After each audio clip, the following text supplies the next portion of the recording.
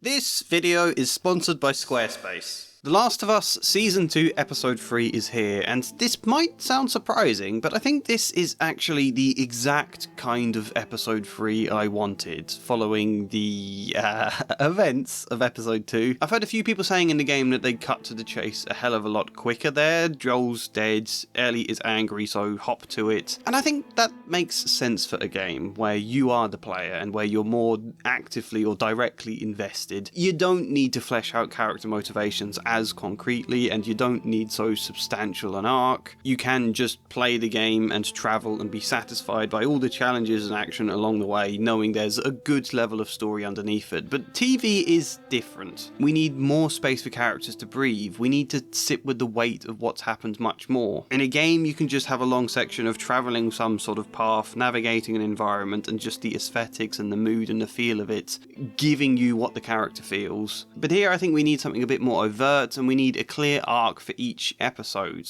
whether that's literal character change or just structural arc. Without it, I think an episode of a TV show would feel a bit lost. You get an episode where it feels like a lot of things happening, good things, interesting things, but not much story that fully invests you. Which was also obviously the case for Season 1. There was a lot less infected and shootouts than there were in the game, in place of a lot more dialogue between Joel and Ellie. A lot more talking and slower setup, which sometimes made for a stronger experience than the games, sometimes a weaker one, but definitely different and I think essential for a TV medium to work. In a similar sense, I am glad we get to sit with the grief and get to see Ellie, in Gale's words, being a total liar about it, both to the community and to herself. Sure, you didn't have a talk here with Joel, sure, I believe that. As a therapist, I enjoy this scene so much, seeing Ellie lying through her teeth and trying to speak in all the ways she thinks a therapist wants to hear, totally blind to how obvious it is that she's talking shit. Ellie is very angry, but she's trying to mask it this entire episode beneath justifications. No, I'm feeling fine, Gale. No, it's not about revenge, it's about us, it's about justice. Look at these dead bodies, I bet this is what Abby did.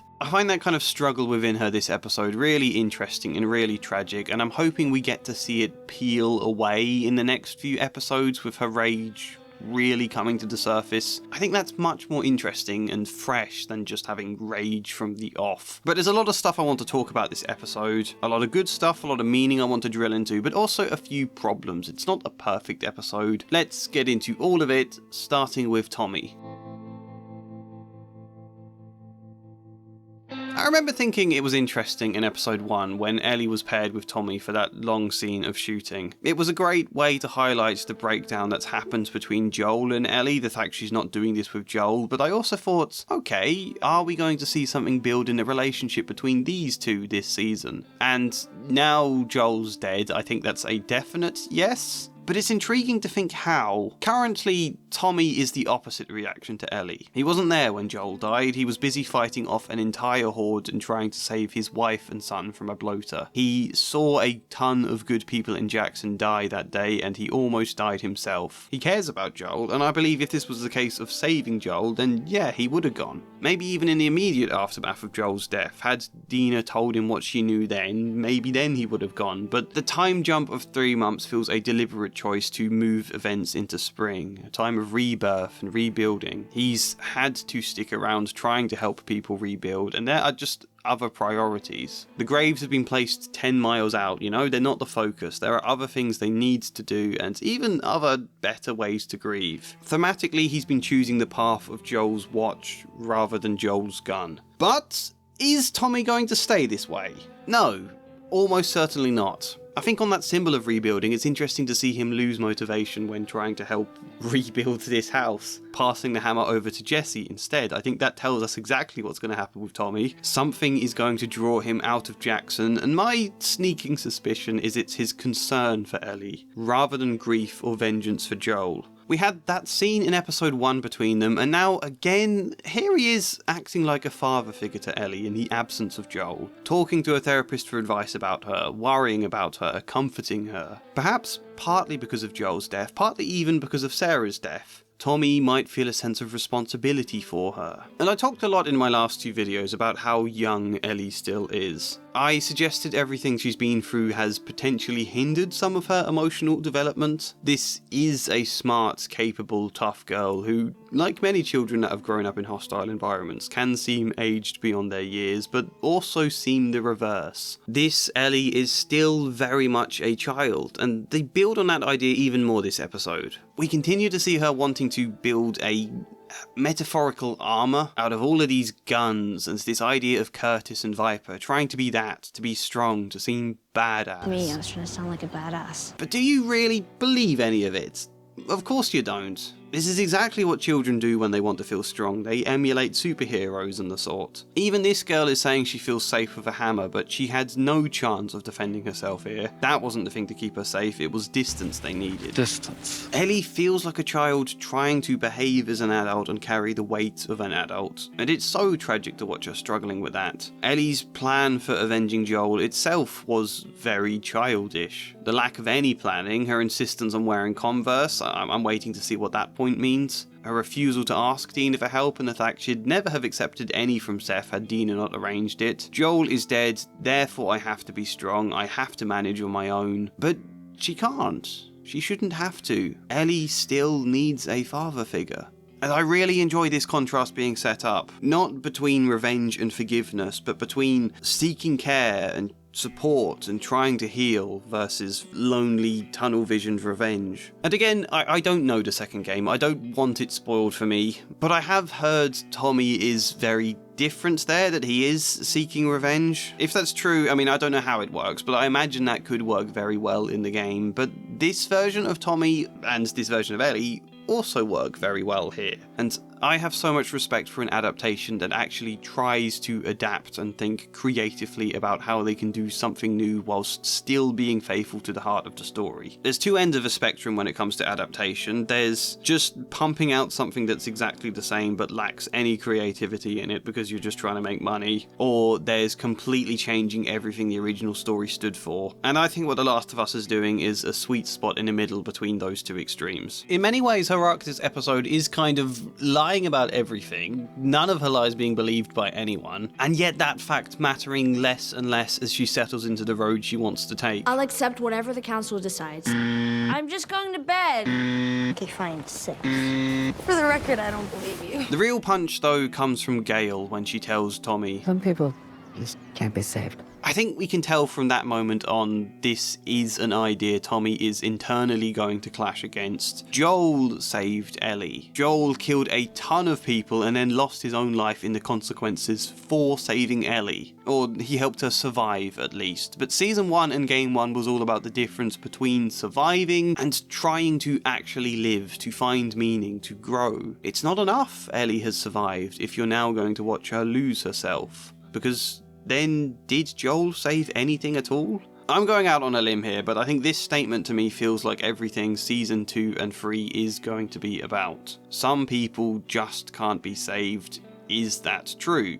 Can Ellie be saved, and what will it cost? Well, better not land weird on an ankle or get a fever on your well-charted path northwest. Okay, so what am I supposed to do? Build a website on Squarespace, idiot! Yep, this video is sponsored by Squarespace, the all-in-one website platform to help you stand out online, claim a domain, build a professional website, grow, get paid. All of it can be done in one place. You sign up, and I like that it gives you these simple options at the beginning that you can obviously customize a lot much later on, but it helps you to have a foundation first. I immediately get something half decent to look at that I can then tweak, and I've been putting together a poetry book recently. My novel's going to be finished maybe in another year. I've also been getting a ton of emails recently from people who like my videos and want to know if I could give their own stories a read, help edit them. So having a website where I can showcase my own writing and offer some services would all be very handy. I love how you can just drag around these blocks in the background to keep everything so neatly aligned without effort. Everything is easy to move, easy to pop in new things. Let's say I wanted to put together a form for people to contact me with all sorts of information. Look how easy it is to pop in new boxes here. Customize what they are, move them around. I'll need a page for whatever books I want to sell online, let's just pop in what I've got for my poetry book for now. Having an intuitive platform where I can start to pull everything together when I am finally ready to release this stuff to the world, I like it a lot. They can help you secure a good domain name at an all-inclusive price. They have integrated SEO tools to help your website stand out in search engines, and loads of other stuff you might like. And if you do like, then there's a link in the description and the pinned comment for a free trial to Squarespace. You can take it for a test spin, and when you're ready to launch, use the code MyLittleThoughtTree for 10% off purchasing your domain or website. Do that, and in the meantime, we have a video to finish. Having mentioned about Ellie as this child tragically trying to seem more adult, I really like the faint sense of Ellie and Dina's dynamic as they travel, reflecting the younger Ellie with Joel. You know, not too much, we've got time for things to build in later episodes, but you can feel Ellie slipping into a few of Joel's mannerisms, and telling Dina to just be quiet, whilst Dina is popping away like the young Ellie did. Just the tiniest smidgen of that, and I love it. It's obviously different because these two are already friends who have their own chemistry. Isabella Merced and how she interacts with Bella Ramsey has arguably been my favourite thing about this season, but I'm very curious to see what happens here. Part of me is wondering, is Dina going to die in this pursuit? Or perhaps turn back? I just feel like for the trajectory of this season to develop, Ellie will need to lose herself more, and I don't think that would happen easily with this positive support right beside her. I think in choosing this path, she kind of needs to be stripped of what Tommy and what Dina might be able to offer. So I'm nervous about what will happen with Dina. I'm nervous in general. I think they did a great job building up dread this episode. Here's Robin Hood and his merry band. Something dangerous is following them. Something unknown killed them. Was it Abby? We don't know. It's much more tense if we don't know. If we just have this vague sense of threats and see Ellie and Dina totally underestimating how much danger they're heading into, complete with tanks and a marching army and people with views right across the city. Ugh, they have built some great suspense here. This episode is a solid setup that episode 4 now really needs to deliver on. If it doesn't, then I will be disappointed, but I think we can trust them to deliver. If they gave us an entire battle and a main character dying in episode 2, then I think we can trust them to deliver on the stuff they set up. My minor quibble with this episode, though, is Ellie spending 3 months in hospital here. It makes sense. She's forced into recovery. As a result of that, I think some of her initial rage has frozen into this mask of justification. It's allowed us to reach spring. It's given space for other characters to continue growing. I think there is a lot of sense to having this time jump, and how do you justify Ellie hanging around that long? Well, she was terribly ill after the storm. It's solid enough, but I think it undermines half of what the death of Abby's dad means. You know, I always got the impression Salt Lake was supposed to feel like humanity's last chance at a cure. Not that it was their last chance. I think it was a pretty wishful hope that killing Ellie there would have produced a vaccine, but it felt like it was a hope. It felt like it might be possible, and I've always felt that Ellie would wonder if it would have been possible. Skilled enough surgeons and scientists aren't easy to come by in an apocalypse, and no doubt the doctors in Jackson are not themselves knowledgeable on creating vaccines. There's probably a lot of equipment they don't have, but on a more feeling level, I suppose, to me it feels like it undermines something here when we see how well equipped they are in Jackson. I think it undermines the vague regret Ellie might have, and the general question we might have of what if Ellie had died in Salt Lake. Especially after we've just seen the infected becoming more intelligent and ripping half the town apart. You start to wonder if humanity is doomed without that. And now, instead of that, I'm suddenly wondering how capable these doctors might be of learning to produce a cure. It's possible. Maybe that's the point, that there is still potential for a cure, only Ellie is keeping it secret from them. But I'm not sure about that idea. And I do think it also weakens some of Abby's justification for killing Joel at a time where it's too early in the story to undermine her motives too much. It is a minor quibble, and again, maybe these doctors just don't have the knowledge anyway. I think back to episode 1 with Joel fixing the circuit breakers in a way no one else even knew was possible to do, and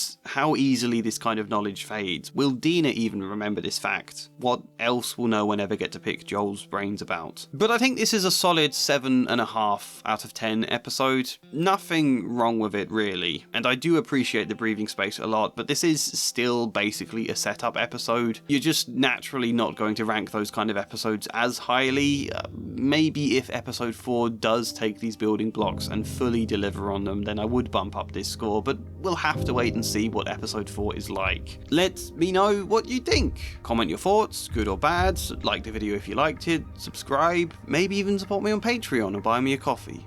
Otherwise, hopefully see you next time. And as ever, a special thank you goes to Flying Spider, Kellyanne Davidson, Luke Orr, Michael Gallagher, Ben Ree, Joshua C. Follier, and Chad Bramwell. Thank you.